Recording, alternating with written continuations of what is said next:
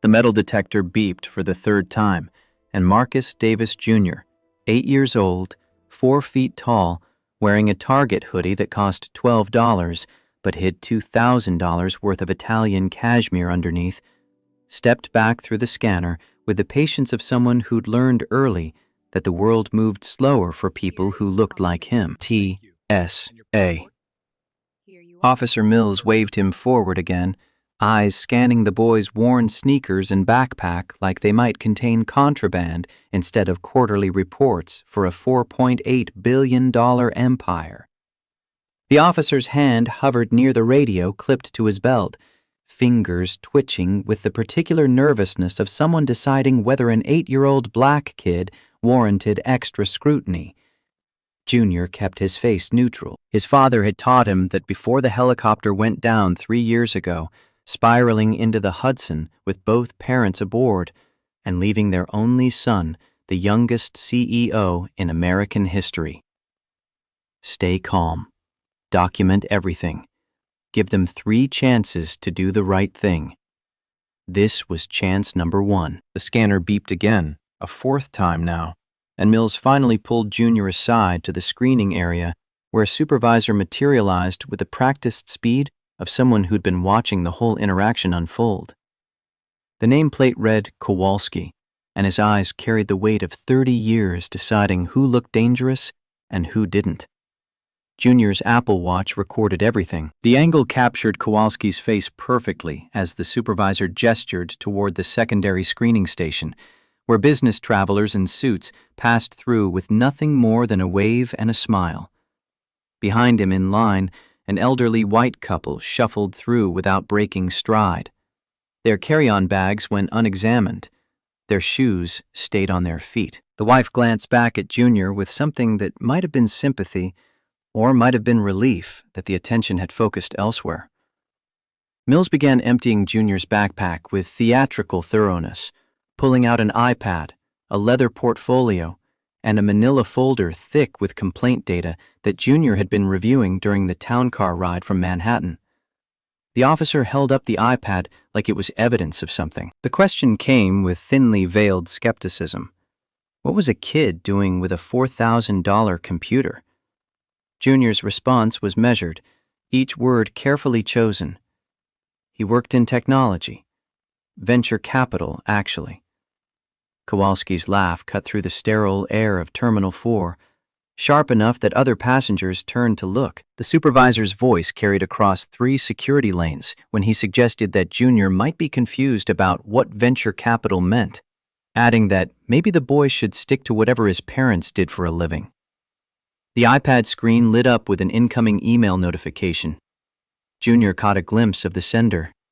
James Patterson, CEO of Sky Nation Airlines, forwarding the latest discrimination complaint data that Junior had requested 48 hours earlier. 52 incidents in 18 months, 47 involving black passengers, a pattern so clear that even the algorithm had flagged it red. Mills was still examining the laptop bag when Grace Williams appeared at the edge of the security checkpoint, her silver hair pulled back in the same style she'd worn during her 20 years as COO of Davis Enterprises. She didn't approach. Junior had made it clear he needed to handle this himself, but her presence shifted something in the air. The way she stood suggested authority that had nothing to do with volume or aggression. Kowalski noticed her watching. His fingers drummed against Junior's iPad one final time before handing it back with a grunt that might have been dismissal or might have been disappointment that nothing contraband had materialized to justify the stop. Junior repacked his belongings with deliberate care, checking that every document went back in the correct folder, every cable wound properly. His father's voice echoed in his memory. When they make you prove yourself, prove it so thoroughly they can't argue. Then prove it again. The whole interaction had consumed 14 minutes. Junior knew because his watch tracked everything, storing the footage in encrypted cloud storage that his legal team could access within seconds if needed. The timestamp would matter later, when attorneys reconstructed the morning's events and tried to establish patterns of bias that went beyond one child at one checkpoint. Grace fell into step beside him as he cleared security, her low heels clicking against the polished floor of JFK's Terminal 4. She carried 2 leather portfolios and a tablet that displayed real-time security camera feeds from every corner of Sky Nation's operation. The airline his parents had acquired 6 years ago as part of a diversification strategy, back when Junior was still learning to read, and his biggest responsibility was choosing which private school to attend. Now he owned 67% of it through the Davis Family Trust, with final authority over every major decision and a clause in his parents' will that gave him something most 8-year-olds didn't have: the legal power to fire anyone whose actions violated the company's ethical standards. His father had put that clause in the trust documents specifically because he believed corporate boards thought too much about quarterly profits and not enough about the families their decisions destroyed.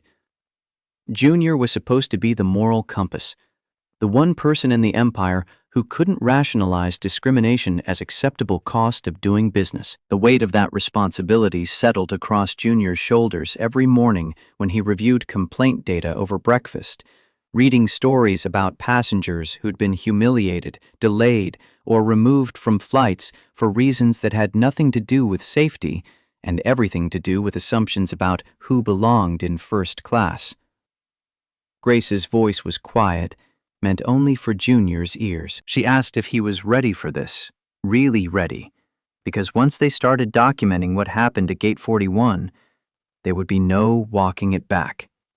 The airline would know they were being watched. Employees would lawyer up. The media would descend like locusts. Junior's answer was simple. The data didn't lie, and if they were serious about fixing the problem, they needed to see it firsthand. No filters, no PR spin, just the raw reality of how Sky Nation's employees treated passengers who didn't look like they could afford first-class tickets. They found seats in the Admiral's Lounge with a clear line of sight to the departure boards. Grace's tablet showed feeds from 16 cameras across gates 38 through 42, the cluster of departure areas that had generated the highest concentration of complaints. Junior pulled up the passenger manifest for Flight 892 to Chicago, cross-referencing names against loyalty program data and payment records. Seat 3A belonged to Dr. Sarah Mitchell. First-class ticket purchased 3 weeks earlier at full price, $4,200, non-refundable. The credit card on file matched her name. No flags in the system, no history of problems, no reason for any gate agent or flight attendant to question her legitimacy. Junior opened a second window showing Dr. Mitchell's background. The information wasn't hard to find for someone with access to the right databases. 42 years old, graduated from Columbia Medical School in the top 5% of her class, residency at Johns Hopkins, where she'd been the only black woman in a program of 51 doctors. Now she worked at Columbia University Medical Center as a pediatric cardiac surgeon, and according to her public calendar, she was presenting research at the American Heart Association's annual conference in Chicago tomorrow morning. Research that could reduce mortality rates in children with congenital heart defects by 43%. Grace leaned over to see what Junior was reading, her expression shifting from professional interest to something harder when she saw Dr. Mitchell's photo. She recognized the look in the surgeon's eyes, the particular combination of pride and wariness that came from spending a lifetime being the first, the only, the one who had to prove herself twice as hard for half the recognition. Grace knew that look because she'd worn it herself for 20 years, climbing from administrative assistant to chief operating officer at a time when executive suites were even whiter and more male than they were now. She'd survived by being better prepared than everyone else in the room, by never giving them an excuse to doubt her competence, by smiling through microaggressions that should have gotten people fired, but instead got filed away as cultural misunderstandings. Junior asked what Grace saw when she looked at Dr. Mitchell's photo. The answer came after a long pause. She saw Junior's mother. Not physically. Jennifer Davis had been taller, with different features and a different background. But in the quiet determination that radiated from the surgeon's professional headshot, the same refusal to let other people's limitations define what was possible. The departure board updated. Flight 892 was on time, boarding in 90 minutes from Gate 41. Junior checked the gate agent assignments and felt his stomach tighten when he saw the names. Jennifer Hayes. 12 complaints in 14 months, all involving passengers of color. 0 disciplinary actions. Diane Porter at the check-in counter. 16 years with Sky Nation. 11 complaints. Pattern of demanding extra documentation from Black and Hispanic passengers. Tom Bradley as shift supervisor. Enabler-in-chief. The person who'd signed off on every complaint dismissal, who'd written performance reviews praising his team's thoroughness, while passengers filed civil rights grievances that mysteriously disappeared into administrative limbo.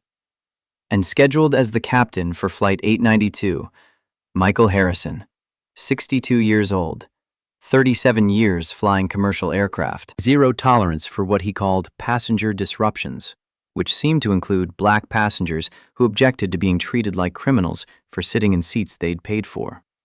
Junior pulled up Harrison's personnel file, reading through commendations that praised his safety record and passenger complaints that told a different story. One from 18 months ago stood out. A Black businessman had been removed from first class after Harrison decided the man's agitation about being questioned by flight attendants constituted a security threat. The businessman's agitation had consisted of asking to speak to a supervisor. Video footage showed him speaking in normal conversational tones, hands visible, making no threatening gestures. Sky Nation had settled that complaint for an undisclosed sum with a non-disclosure agreement attached. The businessman had taken the money and signed away his right to talk about what happened. Harrison had received a letter in his file noting that while the removal was technically within his authority as captain, he should consider whether alternative de-escalation approaches might be more appropriate in future. Consider. Might be. More appropriate. The language of corporate ass covering, designed to protect the company while changing nothing about how captains exercised their authority. Grace's tablet chimed with an alert. Security footage showed a Black woman approaching the Sky Nation check-in counter, professional blazer over a white blouse, sensible heels that suggested someone who spent long hours on her feet. She carried herself with the particular grace of someone accustomed to being watched, evaluated, judged on appearance before anyone bothered to learn her credentials. Junior zoomed in on the timestamp. 7:43 a.m. Dr. Sarah Mitchell had arrived at the airport 2 hours before departure, which was more time than most domestic travelers allowed, but exactly the buffer that people who'd experienced discrimination learned to build into their schedules. Better to sit at the gate for 90 minutes than risk missing a flight because some agent decided your ticket needed extra verification. Diane Porter looked up from her computer as Dr. Mitchell approached, and Junior saw the micro-expression that flashed across the agent's face before professional neutrality locked into place. It was the look of someone making instant calculations about who deserved attention and who deserved scrutiny. Decisions happening faster than conscious thought and justified later as intuition or experience. The surgeon placed her phone on the counter, boarding pass visible on the screen. Seat 3A, first class, confirmation code displayed clearly. Everything a passenger needed to check in for a flight. Porter's hand didn't move toward the keyboard. Instead, she tilted her head slightly, voice carrying the particular tone that service workers used when they wanted to establish hierarchy while maintaining plausible deniability about their intent. She informed Dr. Mitchell that this line was reserved for first-class passengers. The surgeon's response was patient, each word carefully enunciated. She was first class.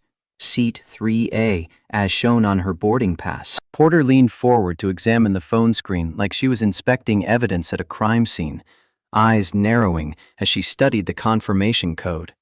Her fingers finally moved toward the keyboard, pecking out the code with the hunt and peck method of someone who'd never bothered to learn proper typing. The computer screen reflected in her reading glasses, showing the exact same information that Dr. Mitchell's phone displayed. The agent's next words would have been unremarkable to anyone who hadn't spent 3 years analyzing discrimination patterns in customer service interactions. She needed to verify the ticket. The confirmation number looked irregular. Junior leaned closer to Grace's tablet, watching Dr. Mitchell's face for signs of the frustration that had to be building beneath that composed exterior. The surgeon's hands remained visible on the counter. No sudden movements. Nothing that could be construed as aggressive. Her voice stayed level when she pointed out that she'd purchased the ticket directly from Sky Nation's website 3 weeks ago, using her credit card. Porter wasn't listening. Her attention had shifted to the queue forming behind Dr. Mitchell, where 3 white passengers waited with varying degrees of patience. The agent's eyes flicked between her computer and the waiting travelers, calculating which problem was easier to solve. Verify 1 irregular-looking ticket, or process 3 presumably legitimate ones. The request came wrapped in corporate politeness, but left no room for negotiation. Dr. Mitchell needed to provide her passport, credit card, and purchase receipt. Junior watched the surgeon's hand move to her purse, pulling out a passport that had been renewed 2 months ago for this exact trip. The credit card emerged next, black titanium that reflected the fluorescent terminal lighting. And finally, she produced a printed confirmation email, because people who'd been questioned before learned to carry paper backup for everything. Porter barely glanced at the documents before calling for her supervisor with a hand gesture that suggested this was routine, unremarkable, just part of the thorough verification process that kept airlines safe and passengers protected. Tom Bradley materialized with practiced efficiency, his name tag identifying him as the shift supervisor, and his expression suggesting he'd already decided who was right before hearing any details. He picked up the passport first, holding it at arm's length like he needed reading glasses but was too vain to wear them in public. His question to Dr. Mitchell presumed guilt disguised as helpful concern. Where had she really purchased this ticket? The surgeon's answer didn't change. Sky Nation's official website 3 weeks ago, using the credit card currently on the counter.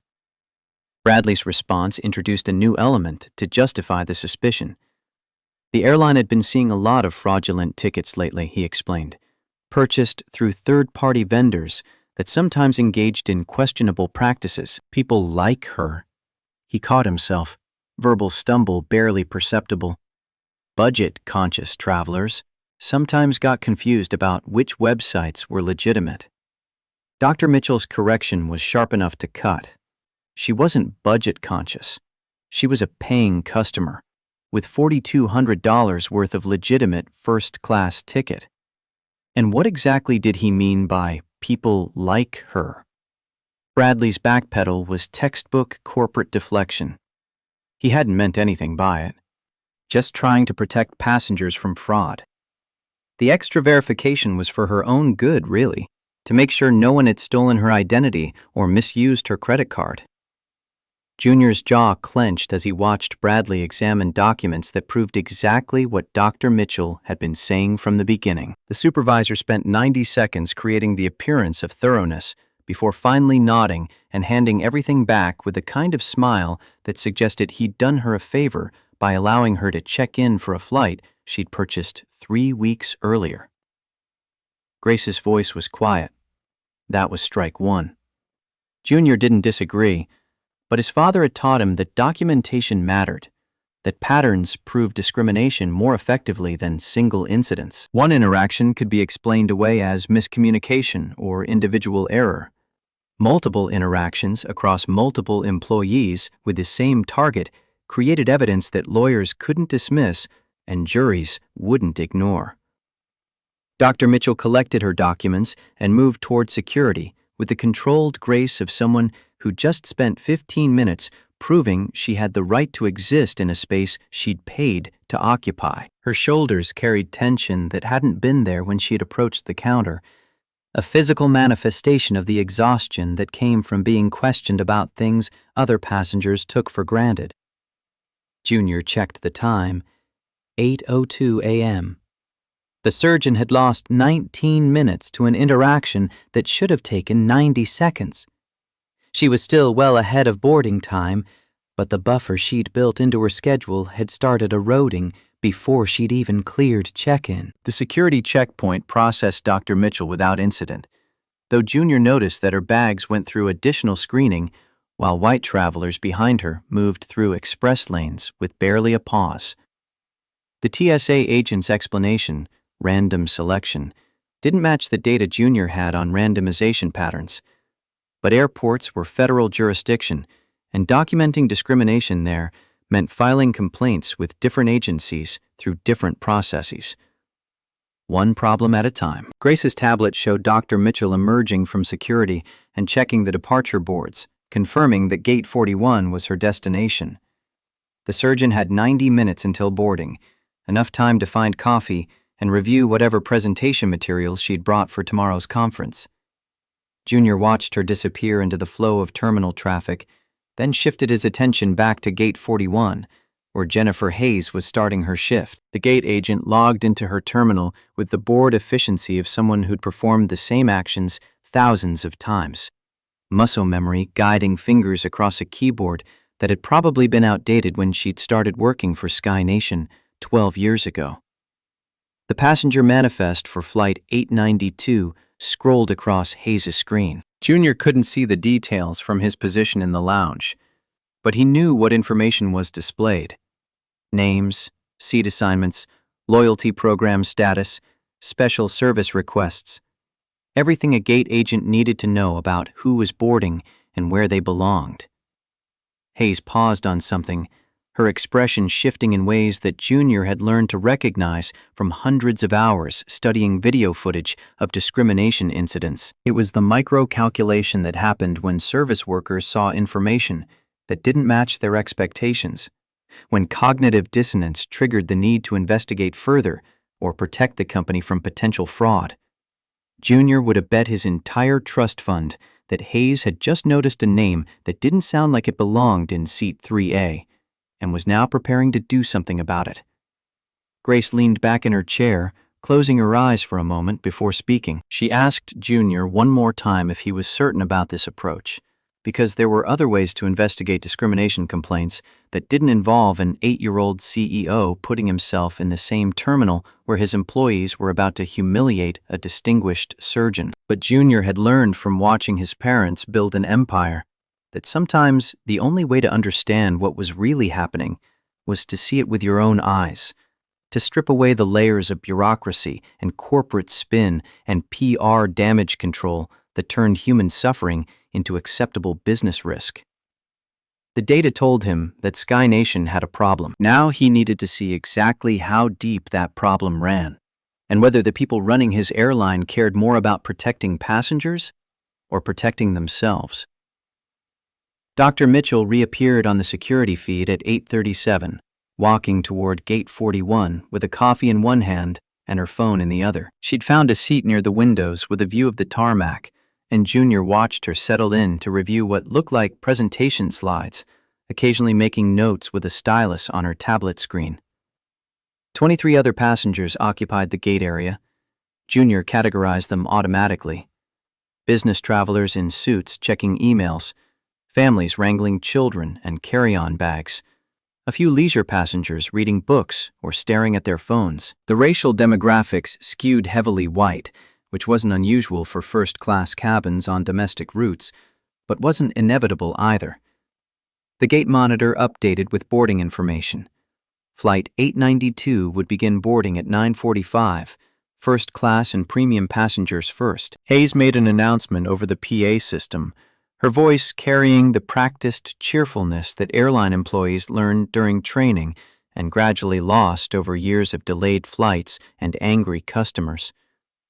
Junior checked his own boarding pass, the one Grace had arranged under a pseudonym that wouldn't trigger alerts in Sky Nation's system. Seat 12C in economy, far enough back that he wouldn't be noticed during the boarding process, but close enough to observe everything that happened in the forward cabin. Grace had objected to that part of the plan.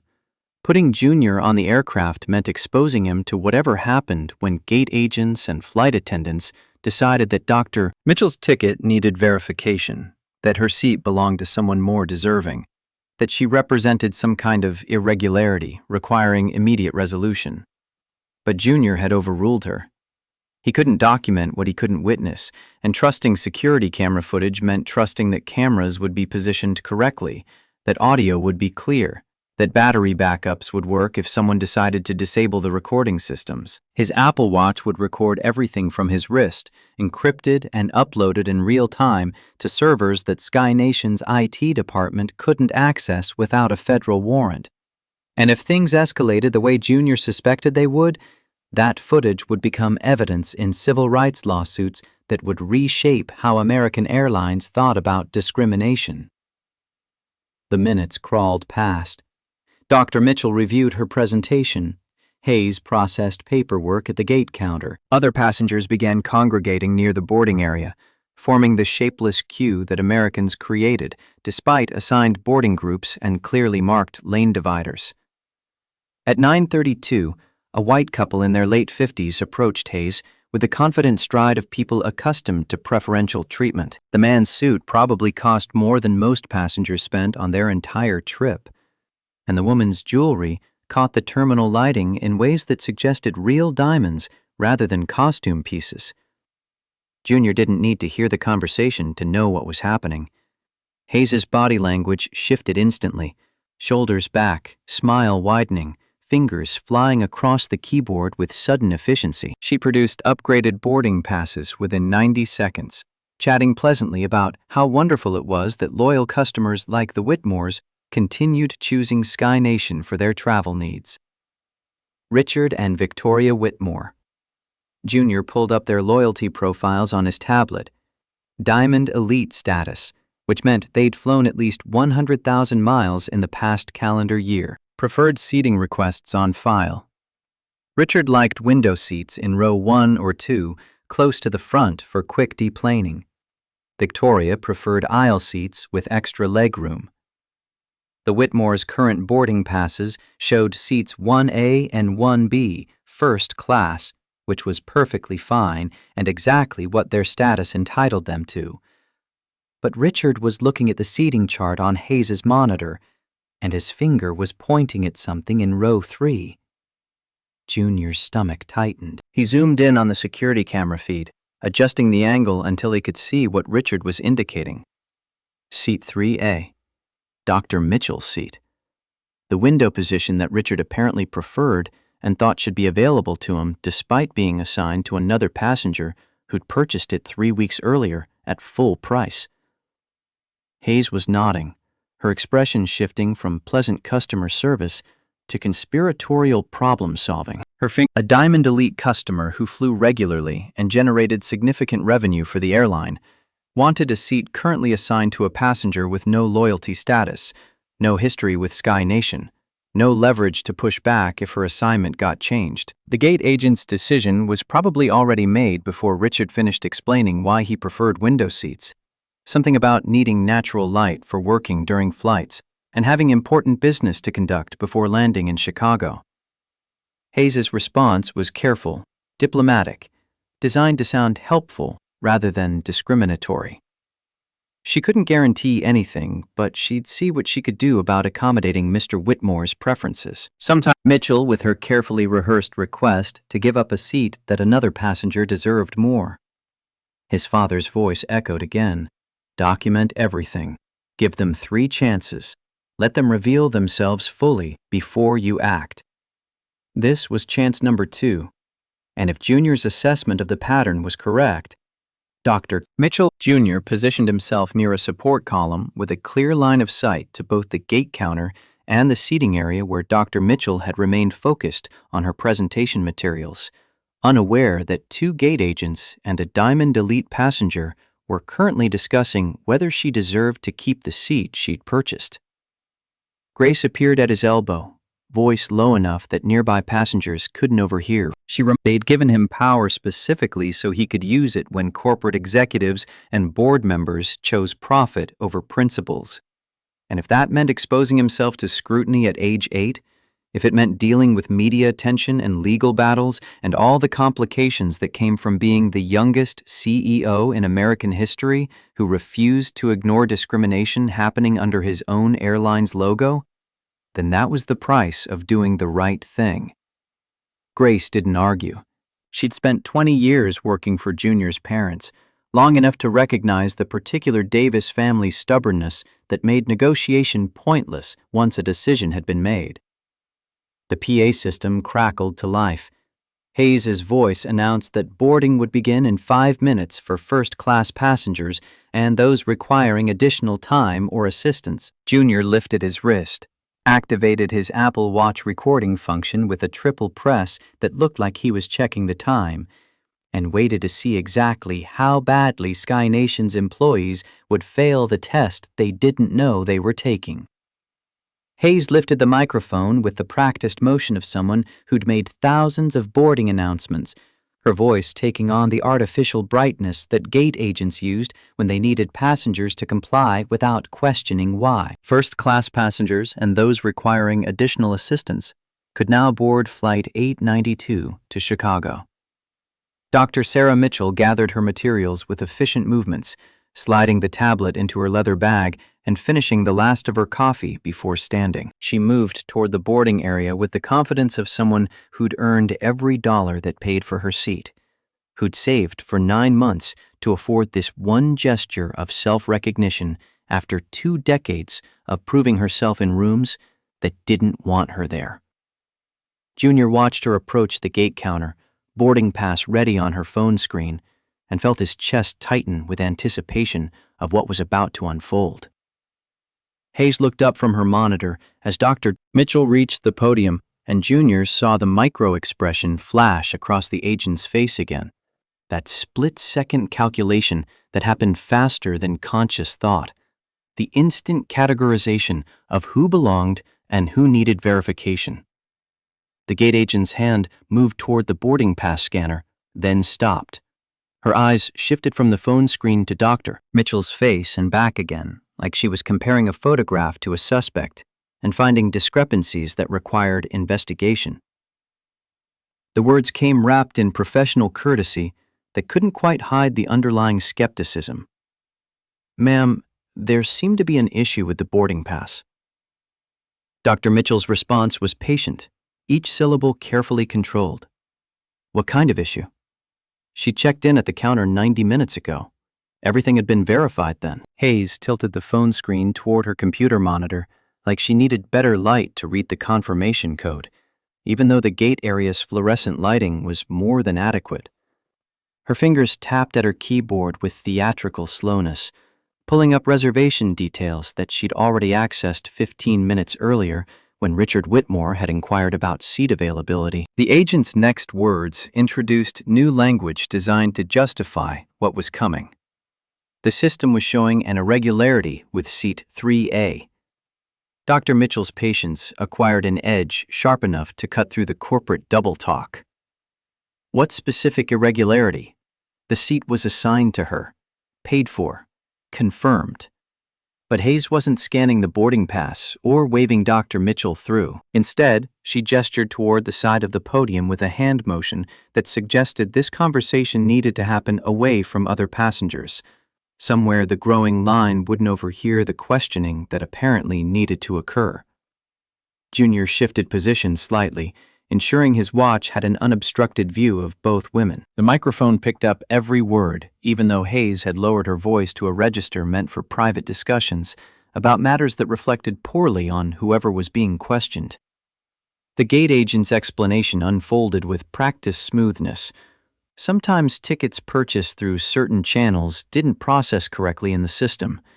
She needed to verify that Dr. Mitchell's purchase had been legitimate, that the payment had cleared, that this wasn't one of those unfortunate situations where passengers showed up with reservations that didn't actually exist in the airline's database.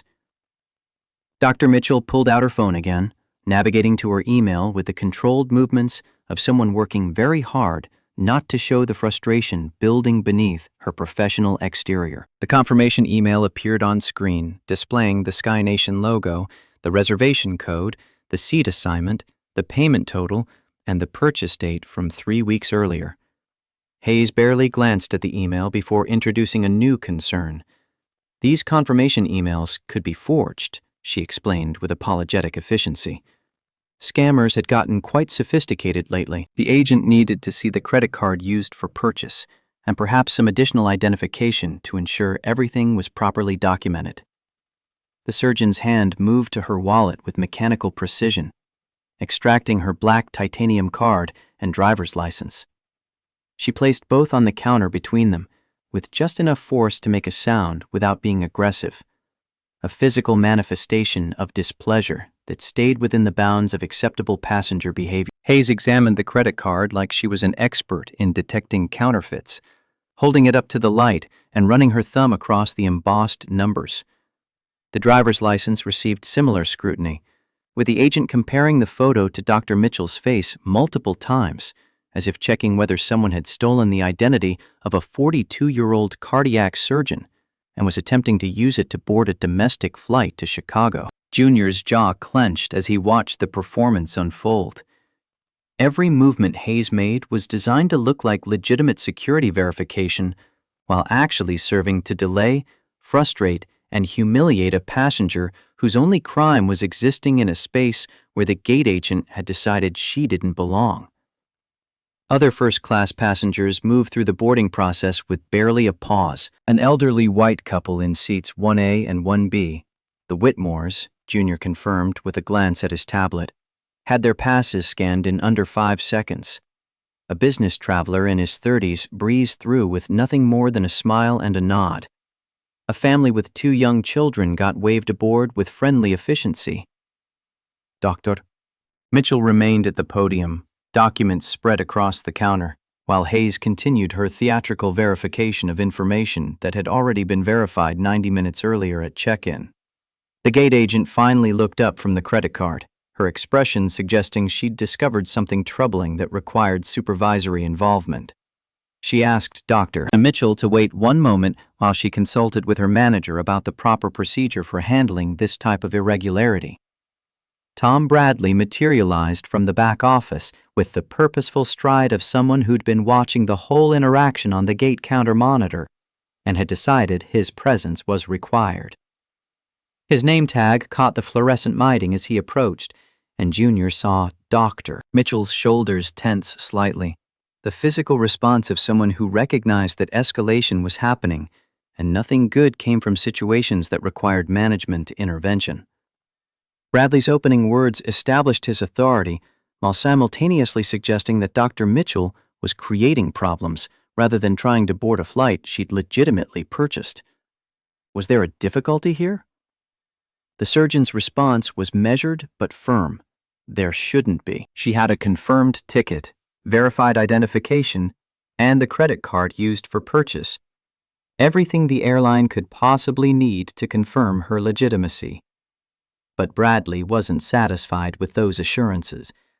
He picked up Dr. Mitchell's credit card, examining it with the same theatrical thoroughness Hayes had employed, then turned his attention to the driver's license. His fingers moved across the counter to collect the phone showing the confirmation email, and he studied each piece of documentation like he was assembling evidence for a case, rather than verifying a passenger's right to board. Junior's watch captured every second of the interaction, storing footage that would eventually become Exhibit A in depositions and civil rights lawsuits. The timestamp showed that Dr. Mitchell had now been at the gate counter for 7 minutes and 40 seconds, undergoing scrutiny that no white passenger had faced during the same boarding period.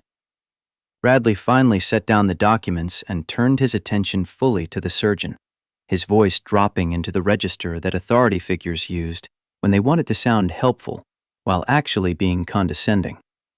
He explained that Sky Nation took security very seriously, especially given recent incidents of ticket fraud. The extra verification was really for her own protection, to ensure no one had compromised her credit card or stolen her identity. The explanation might have been plausible if Dr. Mitchell hadn't just watched 8 other first-class passengers board without any security verification beyond scanning their passes. The selective application of these supposedly rigorous security measures made Bradley's justification transparent as window glass. Dr. Mitchell's response cut through the corporate double talk with surgical precision. She'd been through security. The TSA had verified her identity. Her ticket had been confirmed at check-in. What additional verification could possibly be necessary for a domestic flight that hadn't already been completed by federal security personnel and the airline's own staff? Bradley's answer revealed the real issue lurking beneath all the professional language about security and verification.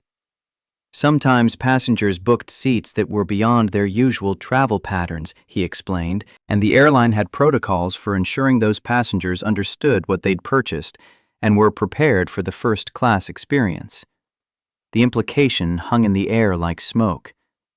Dr. Mitchell didn't look like someone who normally flew first class, and Bradley wanted to make sure she knew what she was getting into before boarding an aircraft where she might be uncomfortable among the business professionals and wealthy travelers who typically occupied premium cabins. Junior felt his hands ball into fists at his sides.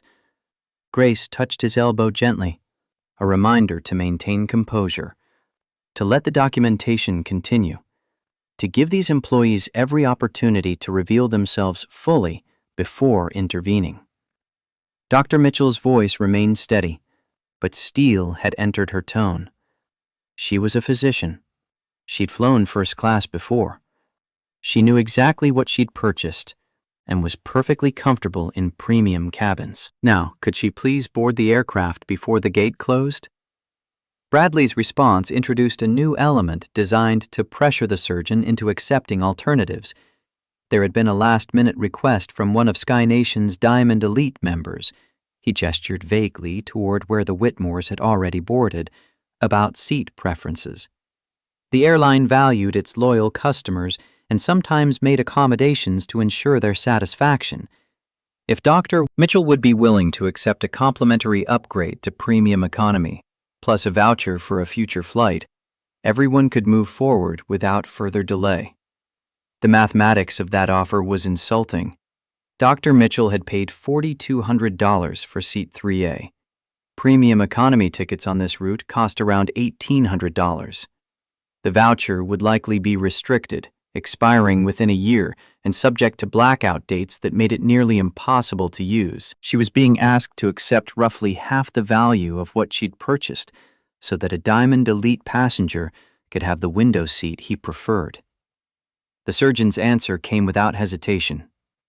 No, she would not accept a downgrade. She had paid full price for first class and intended to sit in the seat she'd reserved 3 weeks ago. Bradley's expression shifted from helpful manager to someone whose patience was wearing thin. He reminded Dr. Mitchell that the airline had discretionary authority over seat assignments, that customer satisfaction sometimes required flexibility, and that being unreasonable about these matters could result in delays that affected everyone on the flight. The veiled threat was clear: comply or face consequences. Dr. Mitchell didn't move from the podium. Her hands remained visible on the counter. Her voice remained controlled, but she repeated her position with the finality of someone who'd drawn a line and wouldn't be moved past it. She was sitting in seat 3A, the seat she'd purchased, the seat that was legally hers, according to the contract she'd entered into when Sky Nation accepted her $4,200 payment. Junior watched Bradley's face cycle through frustration, calculation, and decision. The supervisor turned slightly, making eye contact with someone Junior couldn't see from his current position, then nodded once, a gesture that looked like confirmation or approval of a plan already set in motion. Hayes picked up the phone at the gate counter, her finger moving across the keypad with deliberate slowness. She spoke quietly into the receiver, but Junior's watch microphone picked up enough to understand what was happening. She was calling airport security and requesting assistance with an uncooperative passenger at Gate 41. Dr. Mitchell heard it too. Her posture straightened, shoulders pulling back with the instinctive response of someone preparing for confrontation while trying to maintain dignity. She asked Bradley directly whether he was seriously calling security because she refused to give up a seat she'd paid for. The supervisor's response hid behind corporate policy and federal regulations. Passengers who refused to follow crew instructions could be denied boarding. The captain had final authority over who flew on the aircraft.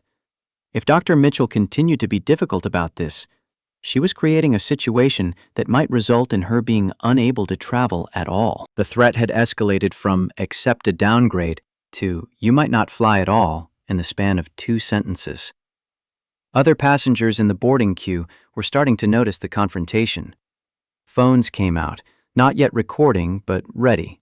A young mother with 2 children looked uncomfortable, like she wanted to say something, but couldn't quite bring herself to insert herself into a conflict between airline employees and another passenger. An elderly man in an expensive suit watched with the detached interest of someone observing drama that didn't concern him.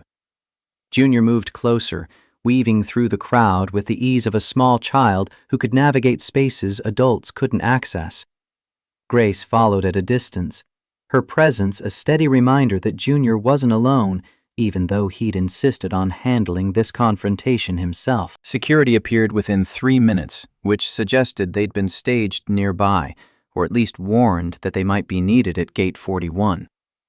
3 officers in the dark blue uniforms of airport security, their badges catching the terminal lighting as they approached the gate counter with professional efficiency. The lead officer was older, probably mid-50s, with silver hair and the particular confidence that came from decades of handling airport incidents. His nameplate read Walsh, and his eyes swept across the scene with practiced assessment. Gate agents looking frustrated. Passengers standing at counter with documents spread out. Growing crowd of onlookers beginning to film with their phones. Walsh's voice carried authority, developed through years of making passengers comply with instructions they didn't want to follow. Was there a problem here? Bradley jumped in before Dr. Mitchell could respond, establishing the narrative that would justify whatever came next. They had a passenger refusing to accept alternative seating, creating a delay that was affecting the entire flight's departure schedule, and demonstrating a pattern of uncooperative behavior that raised concerns about her fitness to fly. Junior's chest tightened with rage at the distortion. Doctor. Mitchell hadn't refused alternative seating. She'd refused to accept a downgrade and the theft of a seat she'd purchased. She wasn't creating delays. The airline's employees were creating delays by questioning her legitimacy. And her behavior had been nothing but cooperative and professional while being subjected to scrutiny that no white passenger had faced. But Walsh didn't ask for Dr. Mitchell's side of the story. He turned to her with the weary expression of someone who'd handled too many difficult passengers and had learned that the fastest resolution usually involved convincing them to comply with whatever the airline wanted. His words came wrapped in professional courtesy. Ma'am, if the airline was offering alternative seating arrangements, perhaps it would be best to accept their offer and avoid further complications. Doctor? Mitchell's response was quiet, but absolutely firm.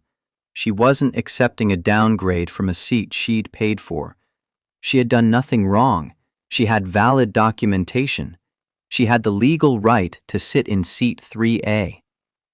Walsh's expression shifted slightly, like he'd hoped this would be easy, but recognized it was going to require more effort. He explained that the airline had broad discretion over seating assignments, that passengers who created disturbances could be denied boarding, and that refusing to follow crew instructions was actually a federal offense that could result in arrest and prosecution. The escalation from "you should accept the downgrade" to "you could be arrested" happened so fast that Junior almost missed it. Walsh had gone from mediator to enforcer in the span of a single breath, transforming Dr. Mitchell's assertion of her contractual rights into criminal behavior that warranted federal intervention. A second security officer, younger and black, looked uncomfortable with the direction this was taking. His eyes met Dr. Mitchell's for a moment, and Junior saw recognition pass between them. The shared understanding that came from being black in America and knowing exactly what was about to happen and being powerless to stop it without risking your own career. Officer Davis, according to his nameplate, didn't speak, but his discomfort was visible in the set of his shoulders, the way his hands stayed carefully away from his equipment belt, the micro-expressions that flashed across his face before professional neutrality locked back into place. The third officer, Murphy, showed no such hesitation. The choice was hers, but she needed to make it immediately because the flight was ready to board and couldn't be held indefinitely for one uncooperative passenger. Dr. Mitchell's hands trembled slightly, the only outward sign of the emotion she was working so hard to contain. Her voice remained steady when she spoke, directing her words to Walsh, but loud enough that the growing crowd of passengers could hear every syllable. She was a physician. She had a medical conference tomorrow morning where she was presenting research that could save children's lives. She had purchased a first-class ticket specifically so she could work during the flight and arrive rested enough to deliver that presentation. She was not uncooperative. She was not creating a disturbance. She was simply refusing to accept discrimination disguised as customer service. The word hung in the air like an accusation. Discrimination. Hayes reacted immediately, her voice rising with indignation. There was no discrimination happening here. The airline made seating adjustments all the time for various operational reasons. Dr. Mitchell was being unreasonable and making this about something it wasn't. But phones were recording now, at least a dozen passengers capturing footage that would be uploaded to social media within minutes. The young mother was filming openly, her expression suggesting she recognized exactly what was happening and wanted documentation. An elderly white woman in the boarding queue was shaking her head, whispering to her husband about how disgraceful this treatment was. Walsh made a decision. His hand moved to his radio, calling for backup with the code that indicated a situation was escalating beyond what 3 officers could handle safely. Then he turned back to Dr. Mitchell with finality written across his features. He informed her that she was being denied boarding on Flight 892 for failure to comply with crew instructions and creating a disturbance in the gate area. She needed to collect her belongings and depart the terminal voluntarily, or she would be removed by force. Doctor, Mitchell's voice cracked slightly when she asked what she was supposed to do about the conference, about the presentation she'd spent months preparing, about the research that could change pediatric cardiology, if only she could get to Chicago to present it. Walsh's answer was cold. That wasn't his problem. She should have thought about the consequences before refusing to cooperate with airline personnel. The surgeon bent to collect her bag with movements that had become mechanical, shock beginning to override the carefully maintained composure. Her hands were shaking visibly now as she gathered the tablet and papers and coffee cup that suddenly seemed like artifacts from a different reality, where she'd been a respected physician about to board a flight, rather than someone being expelled from an airport for the crime of asserting her rights. Junior couldn't stay silent anymore. He stepped forward, his 8-year-old voice cutting through the tension with unexpected authority. He addressed Hayes directly, asking her to explain the specific policy violation that warranted denying Dr. Mitchell's boarding. The gate agent's head whipped around, eyes narrowing as she focused on the small boy who'd apparently decided to insert himself into adult business. Her response was automatic dismissal. This didn't concern him. He should return to his guardian and let the adults handle the situation. But Junior didn't move. He repeated his question with the precision of someone who'd sat through enough board meetings to know that vague answers meant people were hiding something. What specific Sky Nation policy had Dr. Mitchell violated that justified denying her the seat she'd purchased? Hayes looked to Bradley for support, but the supervisor was staring at Junior with growing recognition. Something about the boy's face or voice or manner was triggering memories of photos he'd seen in company communications, the quarterly reports that featured the Davis family's continued leadership of the empire that owned Sky Nation. Bradley's face went pale as understanding dawned. Junior pressed forward, his voice rising slightly so the crowd could hear. Because from where he was standing, it looked like gate agents were denying a black passenger her confirmed first-class seat so a white passenger could have it instead. And that wasn't a policy violation on Dr. Mitchell's part. That was discrimination on Sky Nation's part. Walsh stepped between Junior and the gate counter, his voice taking on the patronizing tone adults used when they wanted children to stop asking inconvenient questions. He told Junior to step back, let the grown-ups handle this, go back to his mother or whoever was supposed to be watching him. Grace appeared at Junior's elbow, her presence commanding immediate attention.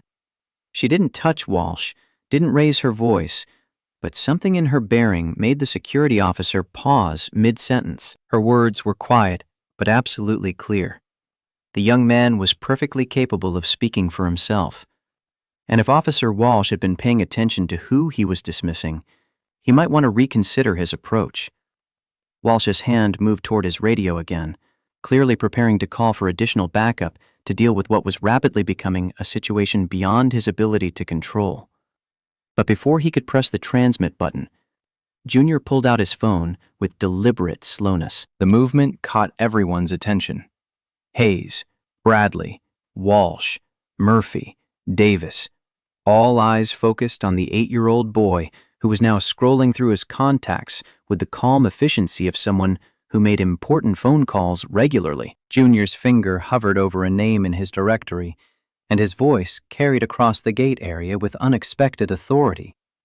He suggested that before security removed anyone else from the terminal, someone might want to call James Patterson and inform him that his gate agents were currently violating federal civil rights law on camera. Bradley's voice was barely a whisper.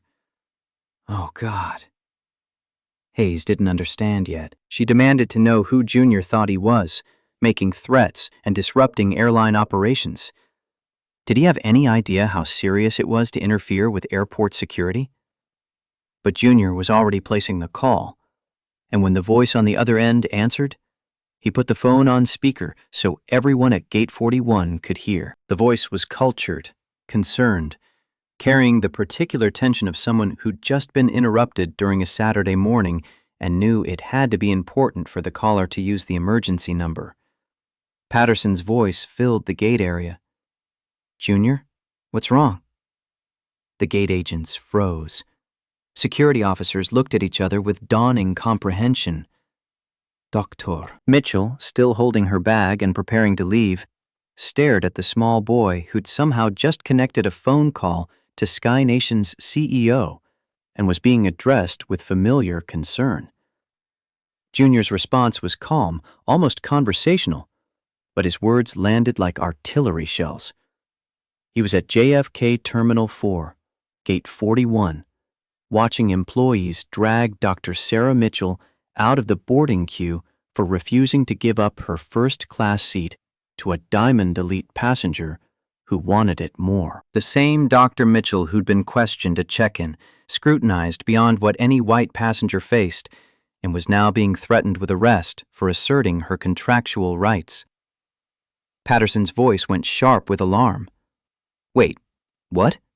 Who authorized this? Junior's eyes moved across the gate counter, taking in Hayes's white face and Bradley's expression of dawning horror. He answered that the employees in question were standing right here and could explain their decision-making process if Patterson wanted to speak with them directly. But first, Junior had a question for the CEO. Did Patterson remember Section 4.7 of the Davis Family Trust documents? The clause that gave Junior direct authority to terminate any employee whose actions violated the company's ethical standards. The silence from the phone lasted 3 full seconds before Patterson's voice returned, quieter now, carrying the weight of someone who understood exactly what was about to happen and knew there was no way to stop it. Patterson confirmed that he remembered that clause. It had never been invoked before. The board had assumed it was mostly symbolic, a way for Junior's parents to ensure their values would outlive them. Junior's response was simple. It wasn't symbolic anymore. He was invoking it now. Effective immediately. Hayes made a sound like she'd been punched in the stomach.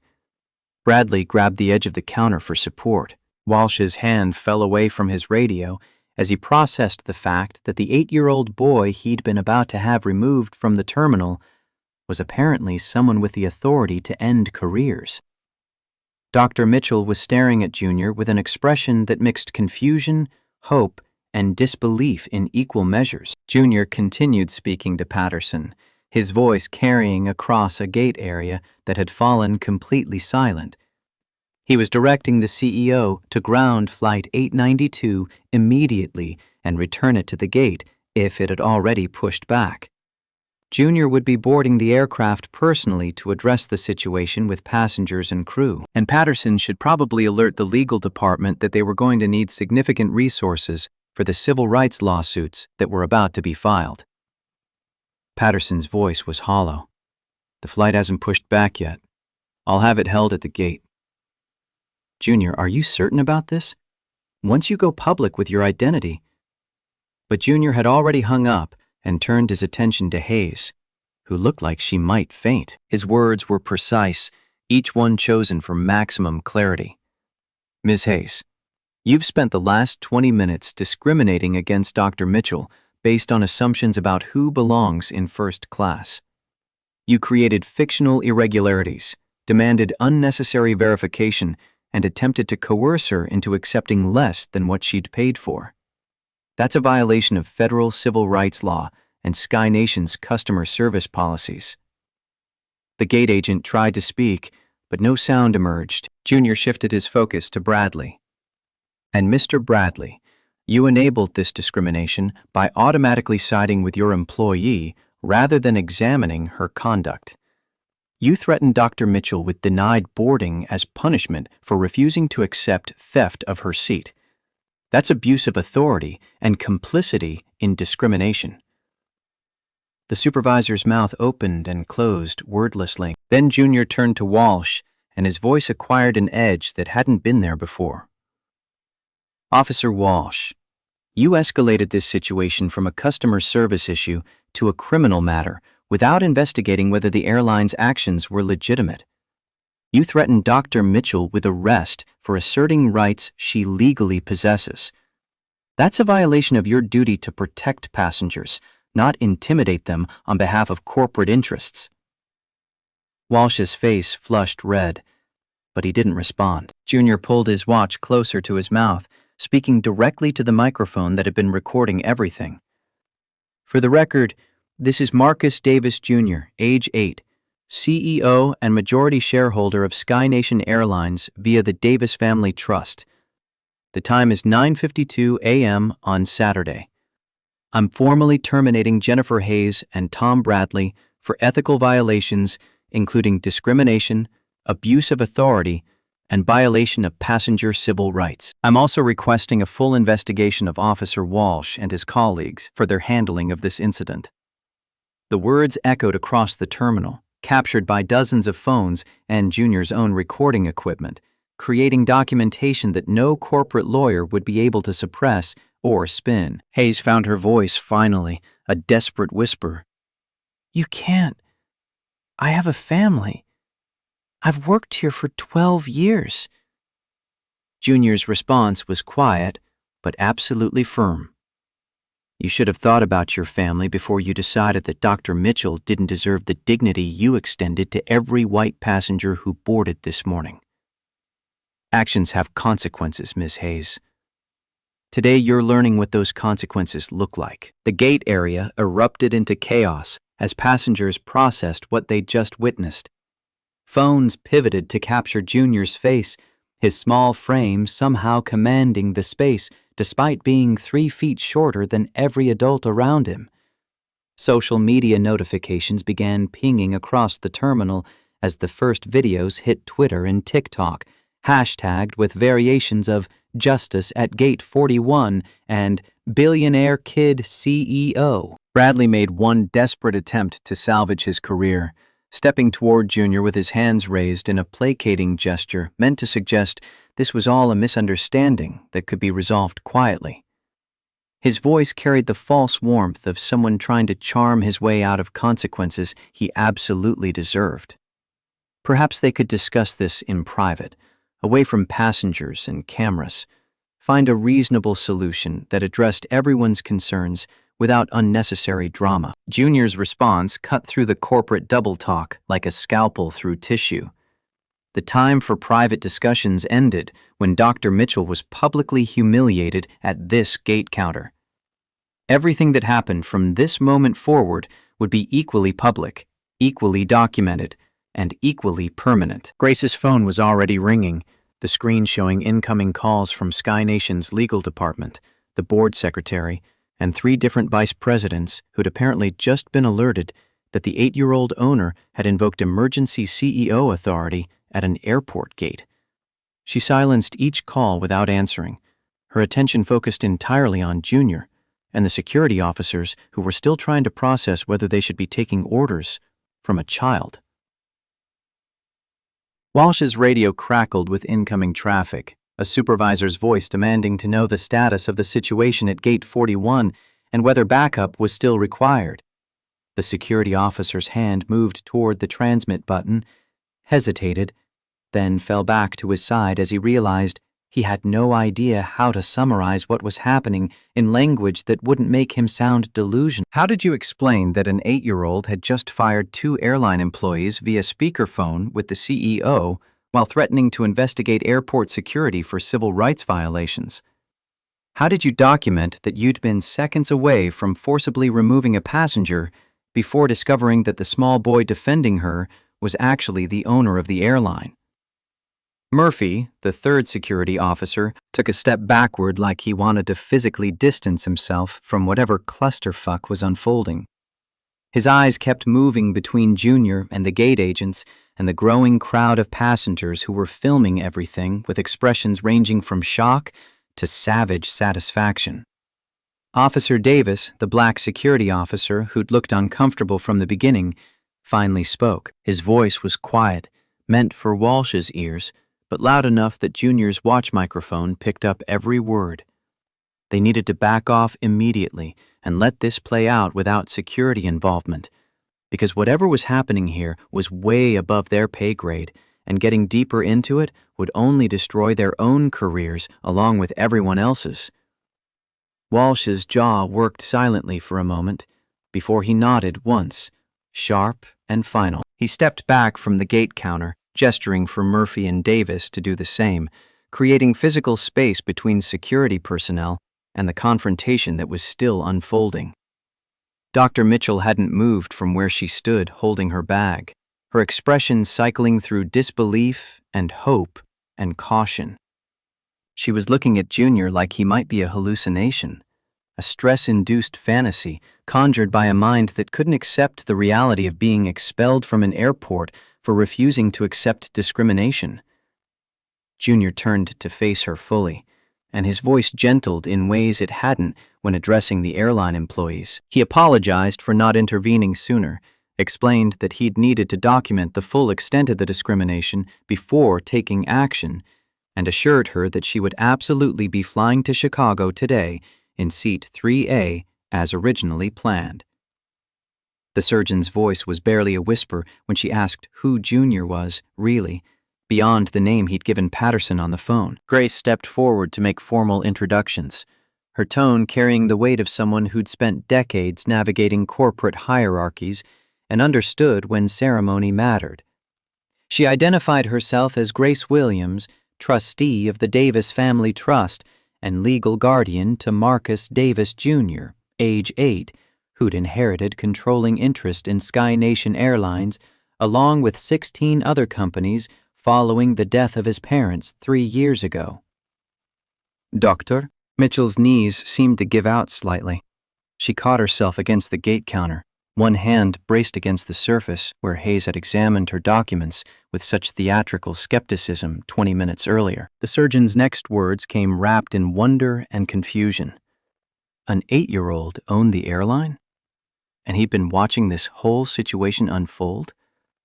Why hadn't he stopped it before it escalated to the point where security was called?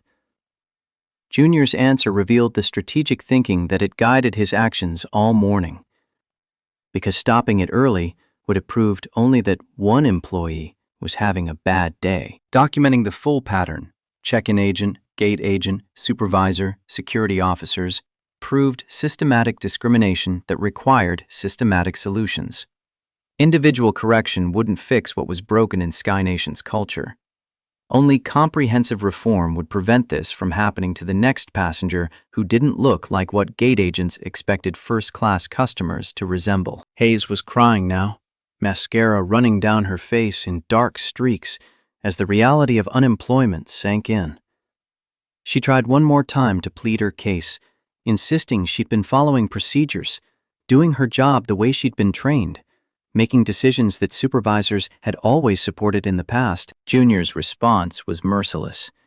If following procedures meant discriminating against passengers based on race, then the procedures were wrong, and the supervisors who supported them were equally culpable. Hayes wasn't being fired for a single mistake. She was being fired for a pattern of behavior that had generated 12 complaints in 14 months, every one involving passengers of color. Every one dismissed by the same supervisor who was standing beside her right now. The gate agent's voice rose toward hysteria. How did Junior know about her complaint history? That information was supposed to be confidential, protected by employment privacy laws, but Junior had access to everything through his position as majority shareholder. Every complaint filed, every investigation conducted, every disciplinary action taken or not taken. It all lived in databases that he could query whenever he wanted to understand how his companies were really operating versus how executives claimed they were operating. 3 black SUVs appeared outside the terminal windows, pulling up to the gate area with the precision of vehicles whose drivers knew exactly where they needed to be. Junior recognized the lead vehicle as Patterson's personal car, the one the CEO used for emergency situations that required his immediate physical presence. The executive emerged looking like he'd dressed in under 2 minutes, his tie crooked and jacket misaligned in ways that suggested he'd grabbed whatever was closest while running out of his Upper East Side apartment. 2 attorneys flanked him, both carrying briefcases that probably contained liability waivers and settlement agreements and every legal document SkyNation might need to contain the damage from whatever had happened at Gate 41. Patterson's eyes swept across the scene, taking in the crying gate agent and the shell-shocked supervisor and the security officers standing at careful distance and the crowd of passengers filming everything. Then his gaze found Junior, and something complicated passed across his face. Respect mixed with apprehension, mixed with the dawning realization that the symbolic oversight role they'd all assumed Junior would play had just become very real and very expensive.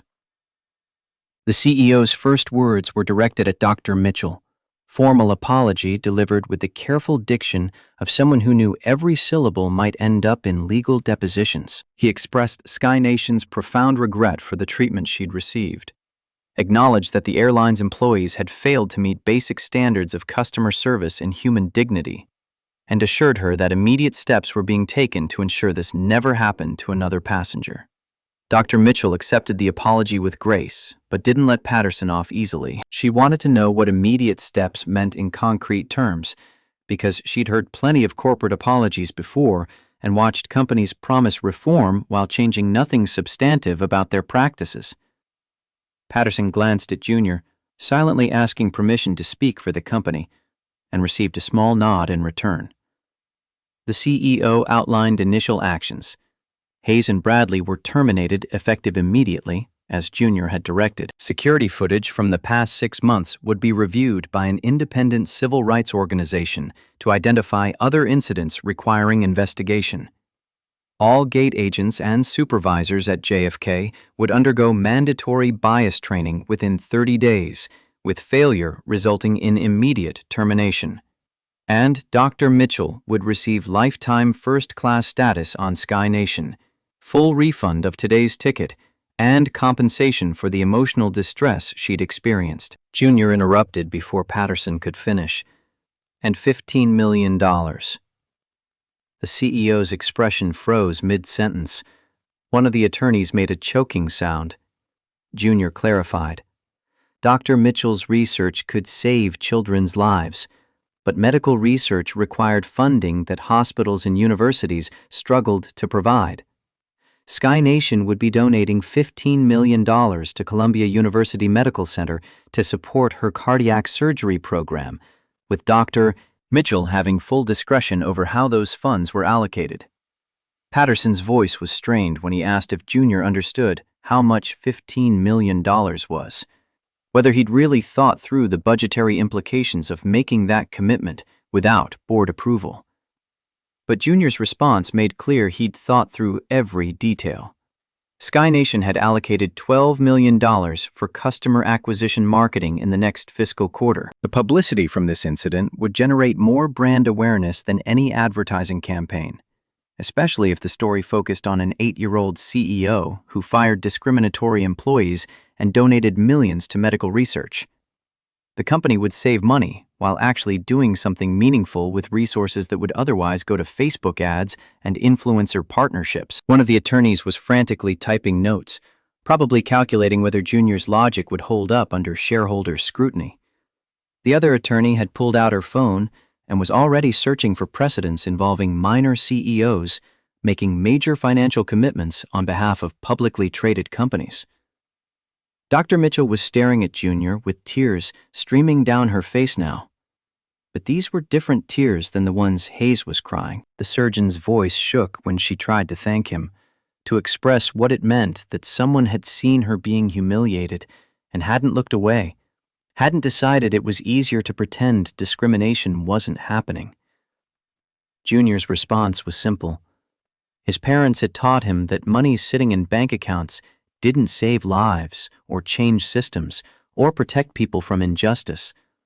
Money only mattered when it was used for something beyond enriching the people who already had too much of it. The words hung in the terminal air like a challenge to everyone listening. Passengers, employees, executives, asking what they did with whatever power or privilege they possessed, whether they used it to maintain comfortable hierarchies or disrupt unjust ones.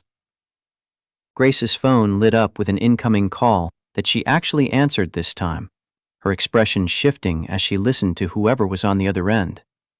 When she hung up, she informed Junior that the story had hit national news. CNN was running it as breaking coverage, showing the videos that passengers had uploaded, along with photos of Junior from various business publications. The network had already identified Dr. Mitchell through her Columbia affiliation and was requesting interviews with everyone involved. Junior made an executive decision.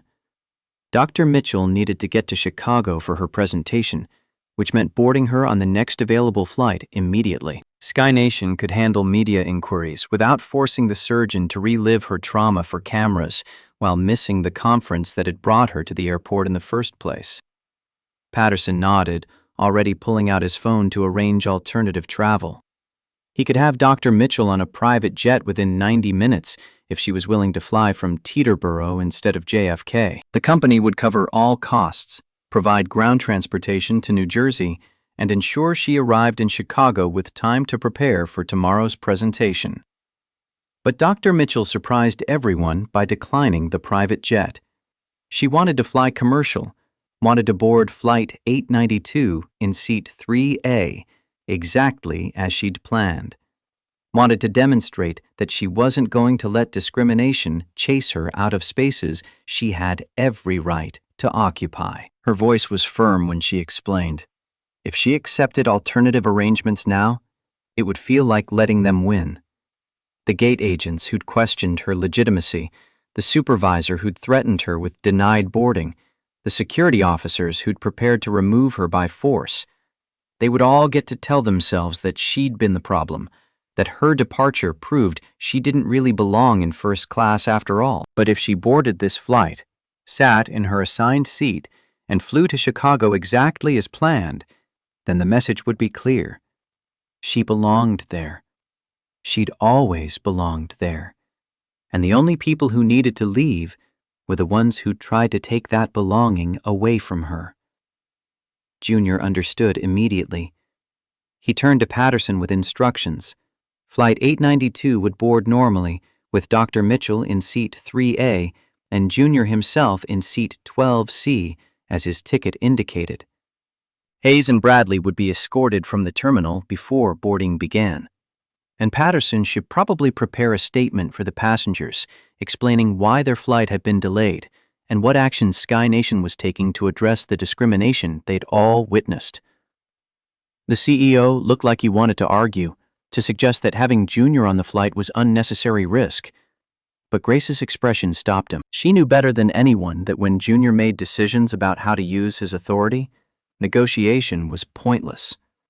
His parents had raised him to lead from the front, to never ask employees or customers to do things he wasn't willing to do himself.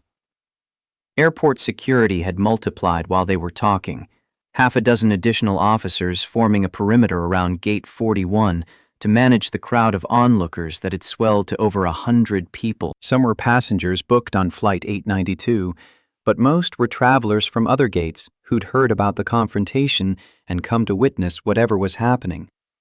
Walsh was coordinating with the additional officers, his earlier confidence replaced by careful professionalism.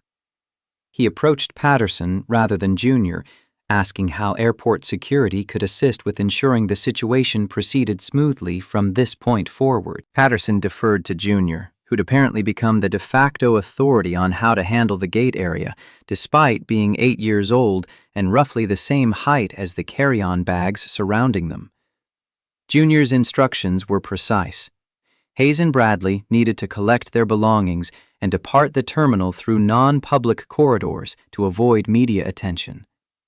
Officer Davis should remain at the gate to ensure boarding proceeded without incident. Walsh and Murphy could return to their regular duties, and someone needed to locate Richard Whitmore and inform him that his request for seat 3A had been denied.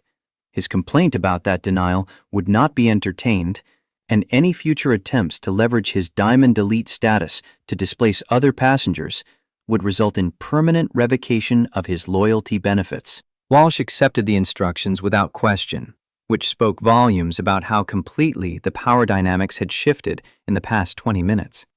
Security officers who'd been preparing to remove Dr. Mitchell by force were now taking orders from the child who defended her. Hayes was still crying when 2 Sky Nation supervisors arrived to escort her from the terminal. The supervisor's entire career had evaporated in the time it took Junior to make a single phone call, and his brain hadn't fully processed the transition from employed manager to terminated ex-employee facing potential civil rights lawsuits. Grace appeared at Junior's side once the terminated employees had been removed, her voice low enough that only he could hear. She asked if he was prepared for what came next, the media scrutiny and legal battles and board meetings where executives would question whether an 8-year-old should have the authority to make decisions that cost the company millions of dollars. Junior's answer revealed thinking beyond his years. Let them question. His parents had structured the trust specifically to prevent boards from overruling him on ethical matters. They'd understood that corporate executives optimized for profit, while rationalizing away the human costs of their optimization. Someone needed to speak for the people those executives considered acceptable losses, and his parents had decided that someone should be their son. The words carried weight that made Grace's eyes shine with tears she refused to let fall. She'd watched Junior grow from a 5-year-old who'd just lost his parents to an 8-year-old who understood power in ways most adults never learned. His father's analytical brilliance, combined with his mother's moral clarity, had created someone genuinely dangerous to systems that relied on people looking away from injustice. Patterson returned from making phone calls, his expression suggesting the news wasn't good. The Sky Nation board had been alerted to the situation and was demanding an emergency session to review Junior's actions and determine whether the company needed to invoke protective measures outlined in the trust documents. Junior asked what protective measures Patterson was referring to. The CEO's explanation was careful, clearly trying to avoid implying criticism of Junior's decisions, while outlining the legal reality. The trust documents included provisions for the board to petition family court if they believed Junior's choices posed existential risk to the company. It was meant as a safeguard against scenarios where a child CEO made catastrophically bad decisions that destroyed shareholder value. But Junior had studied those provisions extensively with his attorneys. He knew the threshold for invoking them was extraordinarily high. The board needed to prove not just that his decisions were expensive, but that they were fundamentally irrational and damaging beyond any reasonable business justification. His question to Patterson was direct. Did the CEO believe that firing employees who'd violated federal civil rights law constituted irrational decision-making? Patterson's answer was immediate. Absolutely not. Determinations were legally sound and ethically necessary. Then, did Patterson believe that compensating a victim of discrimination and funding medical research that would save children's lives constituted existential risk to the company? Again, the CEO's response supported Junior's actions. The financial impact was manageable, the publicity was overwhelmingly positive, and the long-term cultural benefits of demonstrating real accountability would strengthen Sky Nation's brand significantly. Junior's conclusion was simple. Then the board could demand all the emergency sessions they wanted. His decisions would survive any legal scrutiny, and attempting to override him would only generate additional negative publicity about a company trying to protect discriminatory employees from consequences. One of Patterson's attorneys cleared his throat, drawing attention with obvious reluctance. He felt obligated to point out that while Junior's logic was sound, 8-year-olds generally didn't testify in family court proceedings without facing significant skepticism from judges about their competence to make complex business decisions. But Grace's response shut down that concern immediately. Junior had been making complex business decisions for 3 years, had sat through hundreds of board meetings, had demonstrated business acumen that most MBA graduates never developed. Any family court judge who spent 30 minutes questioning him would recognize his competence, and attempting to remove his authority would backfire spectacularly when media coverage showed a board of white executives trying to silence a black child CEO who'd fired employees for racism. The attorneys exchanged glances that suggested they were rethinking their strategy for managing Junior's authority. Patterson's phone buzzed with incoming text messages, the screen lighting up with notifications faster than he could read them. He scrolled through with increasing concern before looking up at Junior with something approaching fear. The videos had gone viral beyond anything the airline's PR team could contain. Hashtag Justice at Gate 41 was trending globally, with over 2 million mentions in the past hour. News outlets across 6 continents were picking up the story, most of them leading with headlines about an 8-year-old black CEO firing racist employees. Sky Nation's stock price had dropped 8% in after-hours trading as investors tried to calculate the financial impact of the scandal. But buried in Patterson's message queue was data that complicated the narrative. Customer service inquiries to Sky Nation had increased 400%, with the vast majority expressing support for Junior's actions and pledging to fly the airline specifically because of how leadership had responded to discrimination.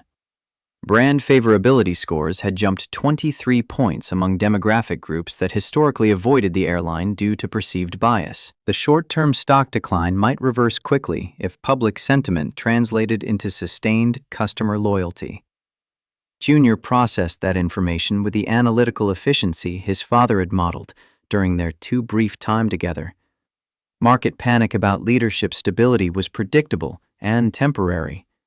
Cultural transformation that attracted customers who'd previously chosen competitors was valuable and potentially permanent. The board could either recognize that distinction or learn it the hard way when shareholders realized Junior's decisions were actually generating long-term value.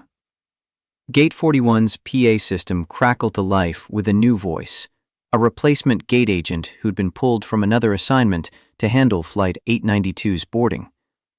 Her announcement was carefully neutral, informing passengers that boarding would commence in 5 minutes and thanking them for their patience during the delay. Dr. Mitchell straightened her blazer and collected her bag, preparing to finally board the flight she'd been trying to catch for the past hour.